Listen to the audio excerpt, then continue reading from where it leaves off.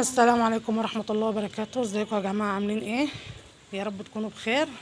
اللهم صل وسلم وبارك على سيدنا محمد وعلى آله وصحبه أجمعين. بصوا، احنا طبعا الموسم اللي فات كان موسم حصاد الغلة، وادي احنا جايبين الغلة اهوت وهنغسلها دلوقتي قدامكم، هنشوف هي بتتغسل ازاي. وادي الشباب متحمسة اهيت عشان هي اللي عايزة تغسلها. طبعا هم هيعملوا حاجة واحنا هنكمل الباقي يعني. احنا دلوقتي هنخش بيها على الحنفية. احنا فوق السطح. السطح عامل ازاي اهو. ده السطح بتاعنا اهوت، منضفينه وعاملينه وكنسينه قبل ما هنعمل الغلة، علشان لما ننشرها في الشمس ما يكونش في عفر على السطح اهوت. هنفرش الحصيرة بقى وهنفرد عليها الغلة. وادي المكان اللي هنغسل فيه الغلة هناك اهو. هندخل نغسله دلوقتي، نغسل الأرضية عشان هي سيراميك والفراخ مبوظينها. هنخش نغسلها وننضف الأرضية وندخل الغلة، وهوريكم هنغسلها ازاي. دلوقتي اهو نضفنا أرضية المطبخ اللي هنغسل عليها زي ما انتوا شايفين اهو، علشان الفراخ كانوا مبوظينه. الشباب بقى هيجيبوا. هاتوا طشت الغلة يا ولاد كبير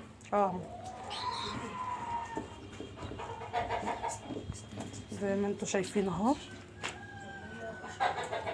هنجيب بقى الغلة بتاعتنا وهنغسلها وهنبيتها للصبح عشان الحبايه بتاعتها ايه تزيد اهو. جابوا الغله اهو، هنسيب عليها الميه بقى زي ما انتوا شايفين.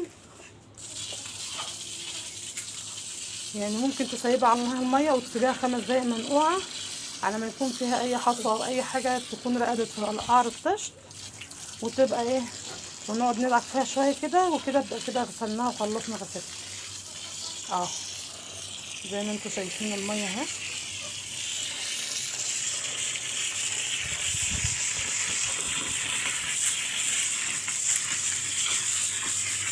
انا بغسلها في الوقت ده اللي هو قبل المغرب لان الجو حر، واحنا هنسيبها دلوقتي ايه، هنسيبها للصبح بالشكاره بتاعتها مغسوله.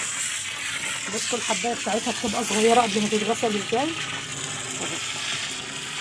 مجرد بقى ما تتغسل وتتنقع للصبح الحبايه بتاعتها بتزيد وبتكبر، ونروح منشرينها بقى في الشمس تنشف شويه، وبعد كده نطحنها للجديد. ده الفيديو بتاع غسيل الغله اهو. بصوا عامله ازاي ميتها، بنتنينا نغسل فيها لحد ما ميتها تروق خالص وتبيض اهو. شايفين الميه بتاعتها عامله ازاي. هنتنينا ندعك فيها بقى لحد ما ميتها تبيض خالص.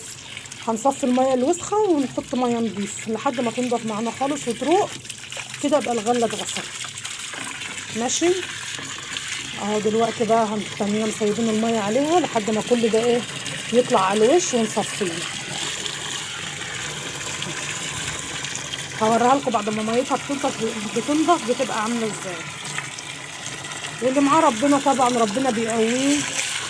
انا معايا الشباب دولت هم بيعملوا معايا لان انا ما عنديش بنات الحمد لله، وربنا بيقدرني على حاجتهم.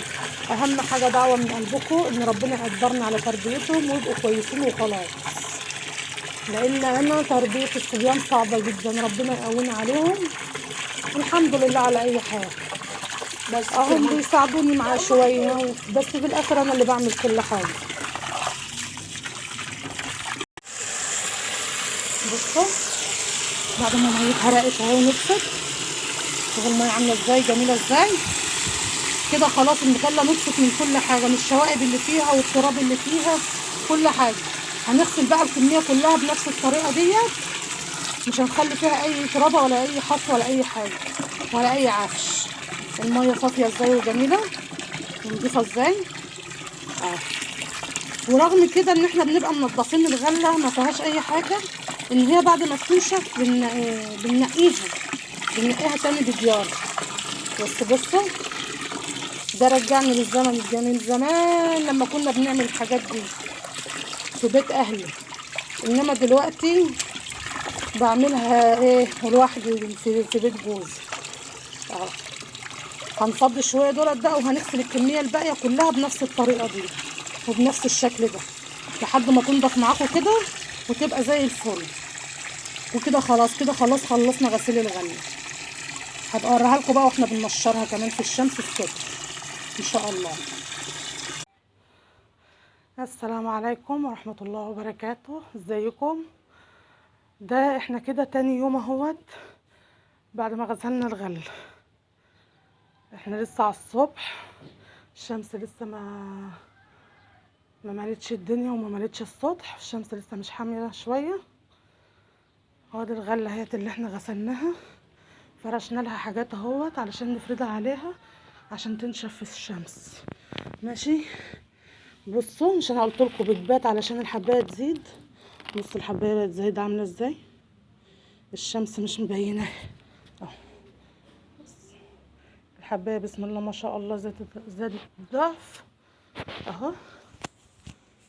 هو المفروض بيتفرش حصيره او حاجه بلاستيك علشان ايه يتفرد عليها، بس احنا بقى مش فلاحين وكسلت اشيل الحصيره اللي عندي بصراحه، قلت افرش المفارش دي. هنفضي بقى الغله بتاعتنا خالص زي ما انتوا شايفين كده. هوريها لكم بعد ما هنفردها على البتاع على المفرش. بصوا يا جماعه اهو الغله بتاعتنا بعد ما فردناها اهوت من اولها لاخرها اهو. كل ده زي ما قلت لكم احنا لسه الساعه 9 الصبح، لسه الشمس ما حميتش. فردناها بالشكل ده اهوت لحد ما هتنشف. بما اننا في الصيف بقى مش هنسيبها كتير علشان ما تحمصش وما تطلعش كلها رد. احنا هنسيبها كده ايه، هنقلبها كل شويه عشان ايه تاخد وتدي مع الشمس كده لحد ما الشمس تبقى حاميه شويه. وهنا لسه الشمس ما جتش، هو الشمس بتملى السطوح بس هي احنا لسه بدري، لسه الشمس ما جتش. ماشي، هنقعد بقى ايه جنبها ونقلبها كل شويه، وكل ما نلاقيها نشفت نلمها تتلم على طول عشان احنا في الصيف والشمس بتبقى حاميه ومش هتاخد وقت في النشفان.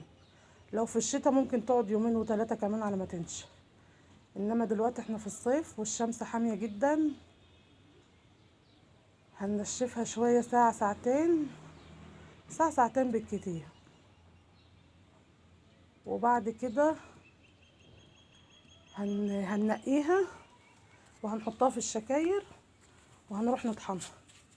ماشي اهو، بصوا عامله ازاي الحبايه زايده ازاي وجميله ازاي، بسم الله ما شاء الله.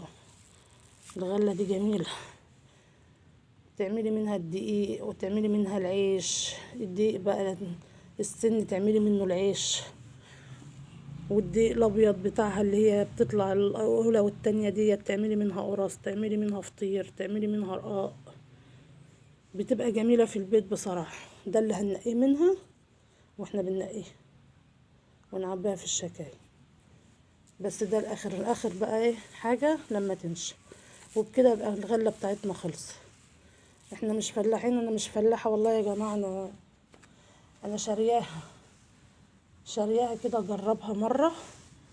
انا ماليش في الكلام ده، حتى في بيت اهلي ما كانوش فلاحين، بس كنا بنجيبها وبنعملها على طول اهو.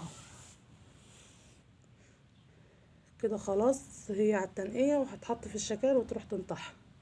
هعمل لكم بقى فيديو في مكنة الطحين، اظن هنرجع للزمن الجميل، ما عادش حد بيعمل الكلام ده دلوقتي.